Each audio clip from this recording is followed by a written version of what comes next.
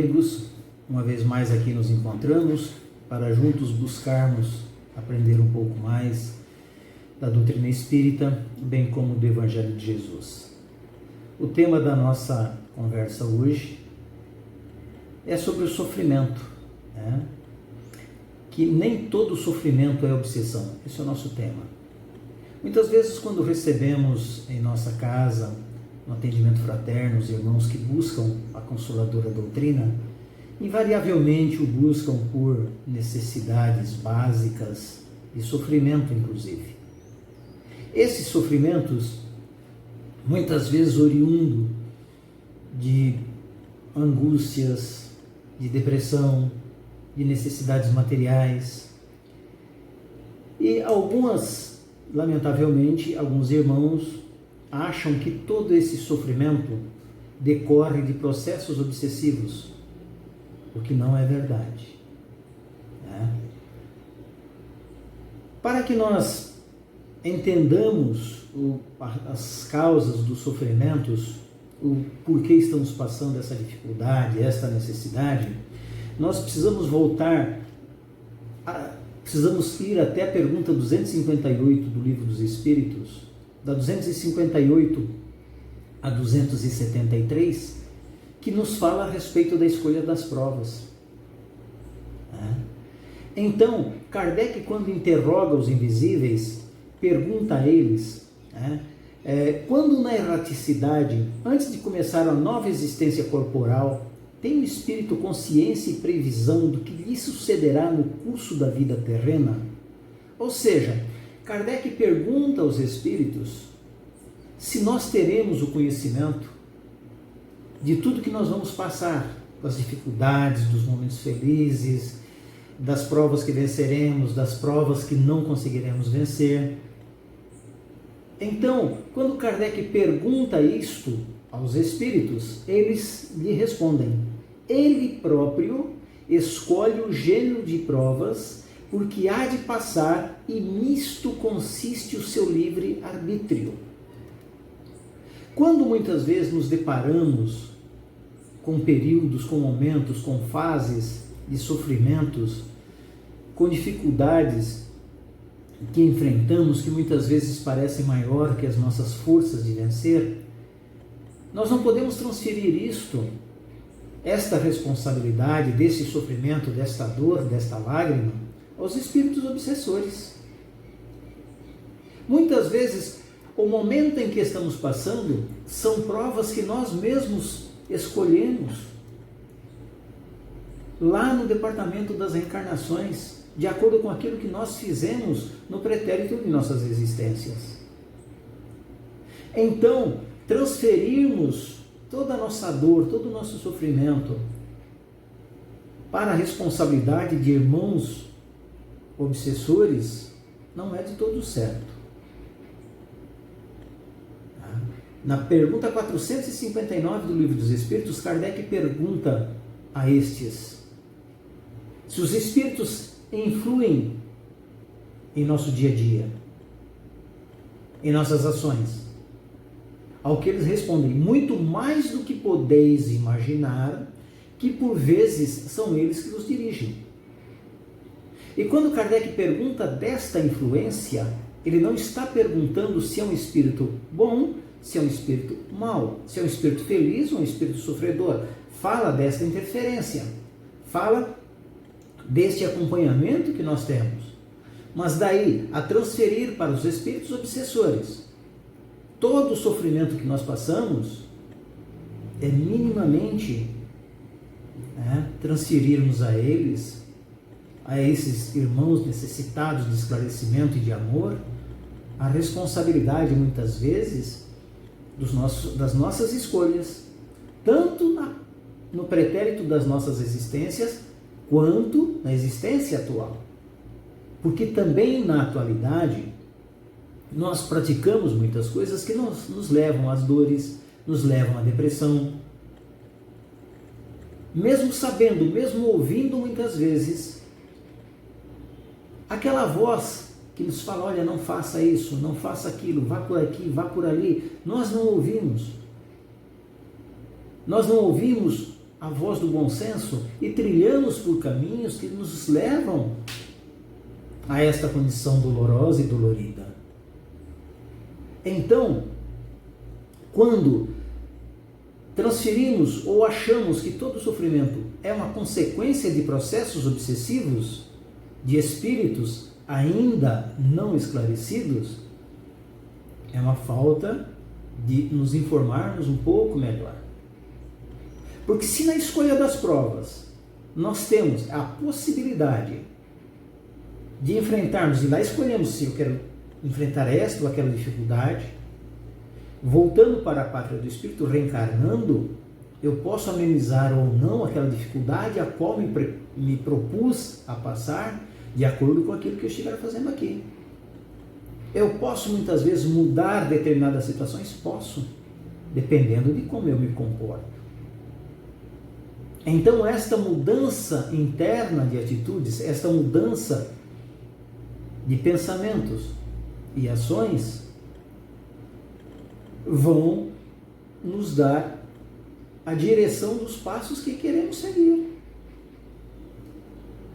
Porque na escolha das provas, se assim não fosse, o livre-arbítrio não seria a ferramenta bendita que Deus nos dá. Então, quando escolhemos as provas, nós sabemos, e muitas vezes fracassamos. Temos encontrado, lamentavelmente, inúmeros irmãos fracassando em suas provas. Pediram aquela dor, pediram aquele sofrimento, e no momento extremo em que se deparam com o seu pedido, desistem, sucumbem, muitos deles, às vezes, saindo pelas portas do fundo do suicídio.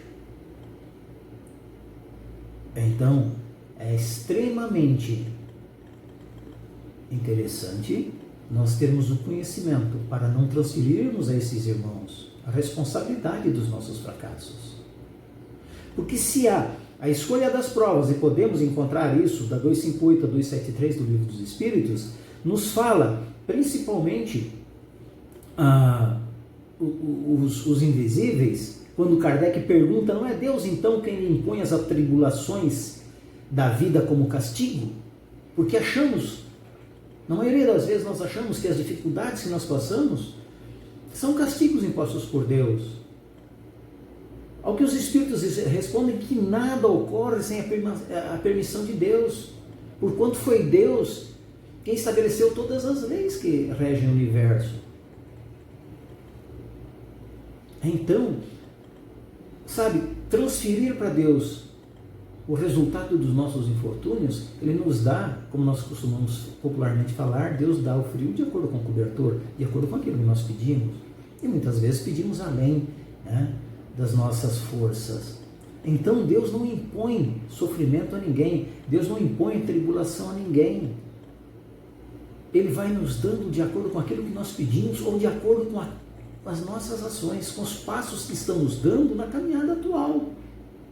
Se assim não fosse, lá no capítulo das bem-aventuranças, ou seja, bem-aventurados aos aflitos, é o capítulo 5 do Evangelho segundo o Espiritismo, nas causas atuais e anteriores das aflições, nós não teríamos, por exemplo, a justiça das aflições que vai do item 1 ao 3.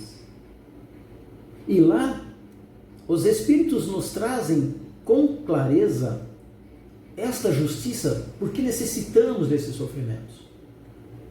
Por que nós precisamos desse filtro, desse coador, vamos assim dizer, de depuração pelo qual devemos passar?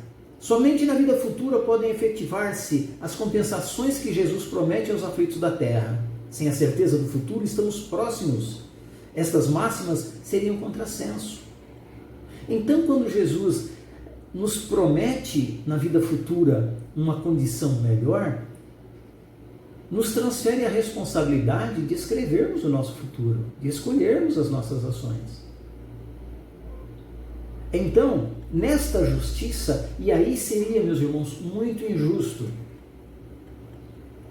sabe, e essa transferência de responsabilidade,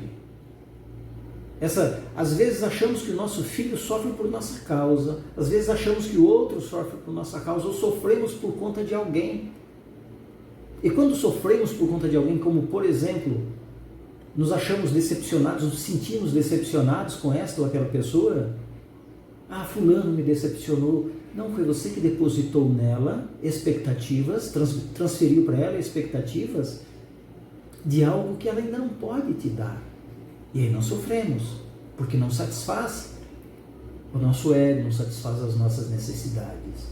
Então, a justiça das aflições é minimamente justa, por assim dizer, né?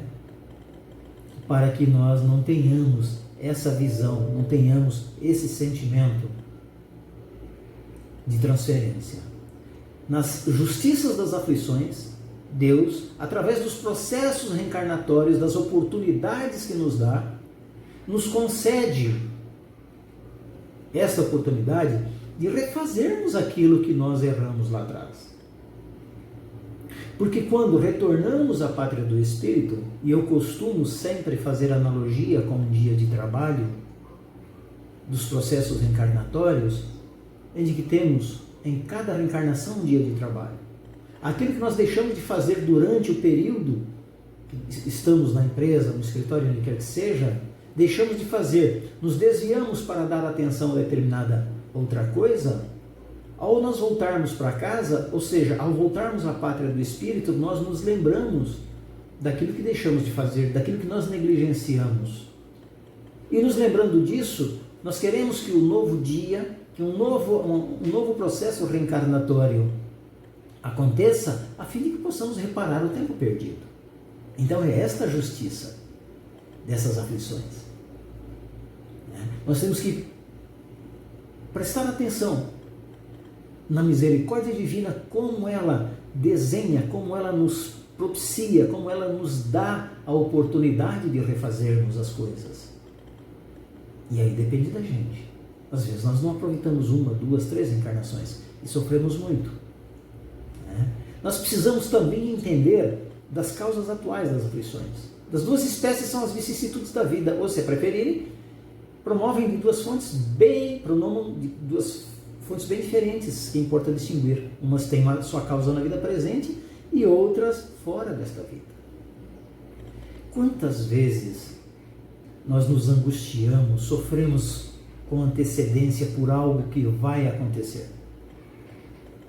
Este sofrimento, esta angústia que se apresenta diante de nós, nos registra o despreparo que estamos tendo, a ausência de fé, porque se temos uma determinada situação a enfrentar daqui a 1 mês, daqui a 3 dias, daqui a 5 dias, o que acontece conosco?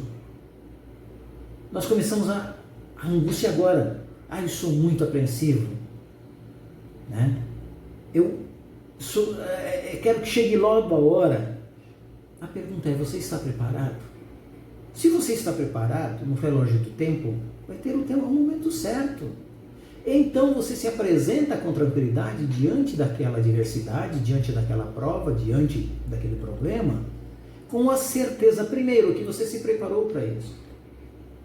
E que há um ser maior, além dos nossos mentores e espíritos amigos que nos auxiliam quando solicitamos deles e encontramos eco nestas solicitações através dos nossos pensamentos, da nossa vontade, para nos conduzir com tranquilidade àquele desfecho.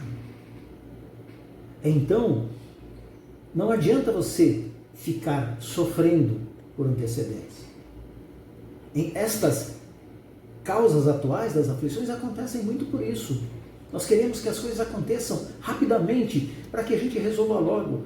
Calma. Se plantarmos uma semente de feijão hoje, eu não colho feijão amanhã. Ele tem o tempo certo, a maturação, a germinação, o amadurecimento do grão. Assim é a vida. Então esse sofrimento que nós vamos tendo, meus irmãos, é muito mais em função daquilo que nós entendemos. Porque se existem as causas atuais das aflições, existem também as causas anteriores das aflições. E nas causas anteriores das aflições, Se há males nesta vida, cuja causa primária é o homem, outros há também, aos quais, pelo menos na aparência, ele é completamente estranho, o que parece atingir como fatalidade. Nós não nos lembramos do que fizemos nas reencarnações passadas. Se nós nos lembrássemos daquilo que fizéssemos nas reencarnações passadas, ficaria tudo muito mais fácil. Mas qual seria o mérito?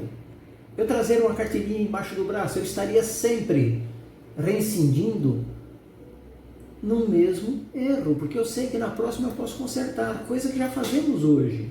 Nós espíritas, como temos o conhecimento da reencarnação, a gente diz assim, se nesta reencarnação não der, eu faço na outra. Mas se eu não conseguir fazer agora, não tem problema, eu faço depois. Lê do engano. Nós sabemos que existem hoje 7 milhões de espíritos encarnados na Terra, mas existem 28 milhões na esfera aguardando uma oportunidade para a reencarnação. Será que se nós desencarnarmos amanhã, pensando em refazer aquilo que deixamos ou complementar aquilo que não terminamos, na próxima reencarnação, quanto tempo vai demorar? Será que vai ser daqui a 2 horas, daqui a 2 meses, daqui a 2 anos ou 2 séculos? Ou 2 milênios? Nós não sabemos. Então compete a cada um de nós, dentro daquilo que nós sentimos como angústias, como dores, como sofrimento, investigarmos primeiro o que estamos fazendo. Por que eu estou me sentindo assim? O que está acontecendo comigo? Se eventualmente não encontrarmos respostas, buscaremos então o auxílio, buscaremos o amparo, para que junto dos espíritos superiores possamos encontrar o lenitivo necessário. Mas daí a transferir para os nossos irmãos infelizes o resultado das nossas dores, fica complicado. Até porque, quando Jesus, lá no capítulo 6 do Evangelho segundo o Espiritismo, nos fala a respeito do Consolador prometido, ele fala do jugo leve. E este jugo leve nada mais é do que o que ele nos passou com muita clareza, que nós, lamentavelmente, por preguiça, por falta de vontade, não praticamos. Jesus diz assim: vinde a mim todos vós que estáis aflitos e sobrecarregados, que eu vos aliviarei. Tomai sobre vós o meu jugo e aprendei comigo, que sou brando e humilde de coração, e achareis repouso para as vossas almas, pois é suave o meu jugo e leve o meu fardo. Mateus nos traz isso no seu Evangelho, lá no capítulo 11, do verso 28 a 30. Quando Jesus fala, tomai sobre vós o meu jugo e aprendei comigo, que sou brando e humilde de coração, Jesus quer dizer que nós somos falhos, que nós não somos humildes, que nós ainda não entendemos de forma correta a mensagem do Cristo.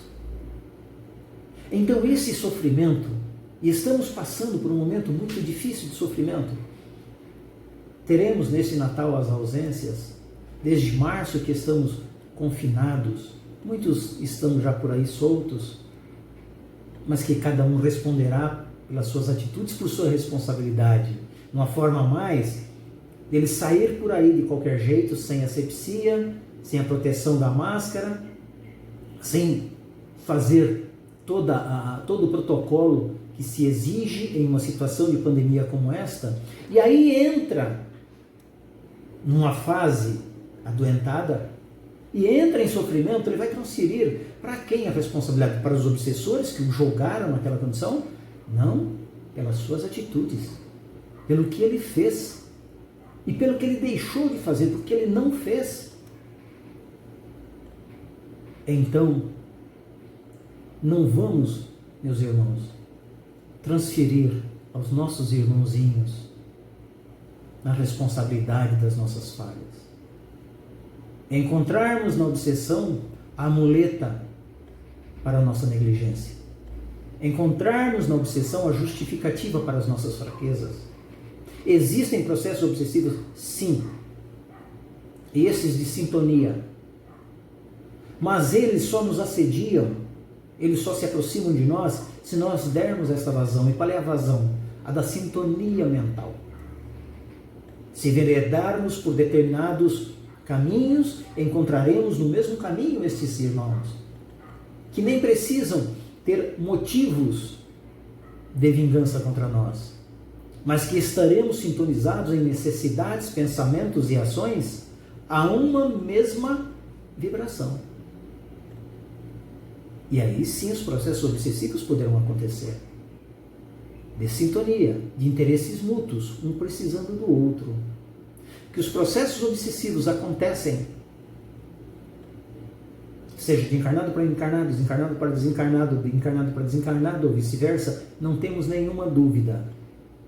Mas há sempre um motivo para que esta obsessão se instale. Invariavelmente motivos individualizados por um dos, seja do encarnado, seja do desencarnado, em desentendimentos da vida atual ou de vidas pretéritas. Mas, daí a transferir as nossas dores a estes irmãos, é um engano. Pode até acontecer, porque todo sofrimento, toda obsessão nos traz sofrimento. Toda obsessão nos traz sofrimento. Mas nem todo sofrimento é oriundo da obsessão. Que isto fique muito claro. Porque quando Jesus fala a respeito deste jugo, não falou que seria fácil. Não falou que seria fácil nós nos vencermos as nossas viciações, as nossas dificuldades. E a doutrina dos Espíritos nos mostra com muita clareza as duas portas. E nós escolhemos. E ao escolhermos determinada porta, pode ser que estejamos influenciados, sim, por estes irmãos, em função da sintonia em que nós estamos navegando. Fiquemos atentos. Tenhamos sempre conosco o pensamento de orar e vigiar. Da mesma forma como Jesus, quando curava os doentes, os aleijados, dizia assim: vá, a tua fé te curou. Vá e não peques mais, para que não te aconteça mal maior. Então vá, modifique os seus pensamentos, para que nada possa interferir na sua faixa vibratória de ascendência. Que Jesus possa nos amparar e nos abençoar, principalmente no momento difícil em que estamos atravessando. Mas jamais, meus irmãos, devemos transferir somente aos obsessores as dores que temos sentido por negligência, por falta de fé e principalmente por falta de amor. Muita paz a todos.